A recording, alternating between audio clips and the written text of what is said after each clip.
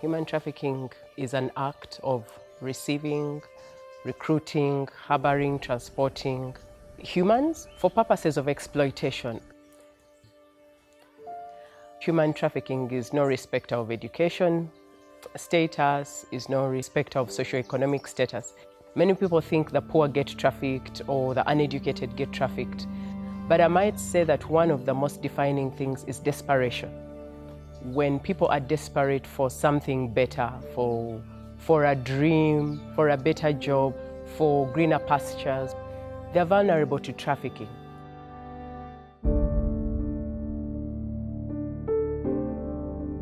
Human trafficking is a growing epidemic in Uganda. We have seen a huge increase in the number of men and women being trafficked abroad. Many victims in Uganda are desperately seeking work, which leads them to be easily deceived or manipulated by traffickers who promise high salaries, lucrative jobs abroad, and an opportunity to lift themselves, their families, their children out of poverty. Victims are trafficked to many different countries for forced labor, sexual exploitation, and indentured servitude. Traffickers often ask for large sums of money for these jobs abroad, and victims end up paying thousands of dollars, which ends up entering them into a debt bondage. So after they're trafficked, they're never able to get out because their trafficker never allows them to pay off the debt that they owe.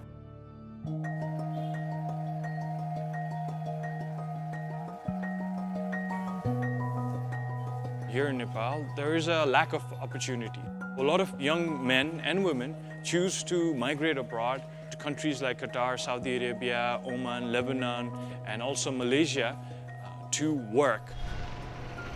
Because we have an open border with India, it's very easy for Nepali people to go across to India. We see lots of layers of agents. We also see travel agencies that are operating in the destination countries being involved.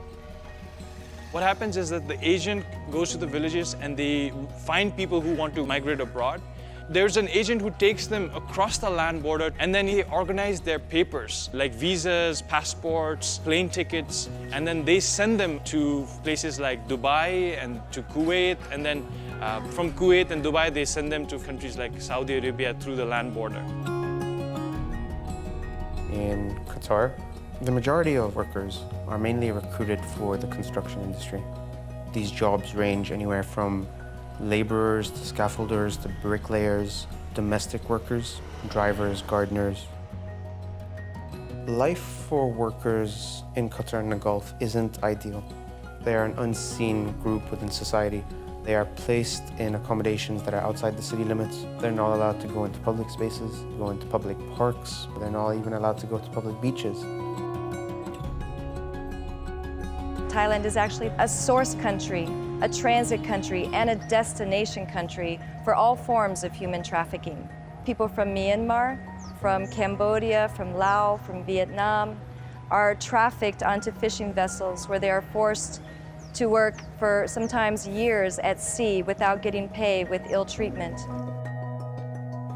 In the center of Vietnam, human trafficking is a very good business for the traffickers, and the problem is in Vietnam, the money can be transferred from any country without any justification of where the money coming from.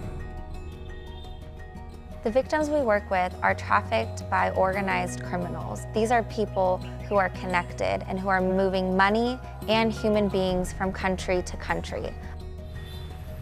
The bank have an important role to play because many money from European countries or maybe US countries use the banking system for transfer of funds. The banking industry is extremely well known for its practices in fighting money laundering. There needs to be strong private collaboration between banks, law enforcement agencies, and civil society organizations. Everyone has a role to play in the fight against human trafficking. And we hope that the banking sector, as you participate in the awareness and just understanding what the crime is, that this work will help both victims of trafficking and people who could be trafficked.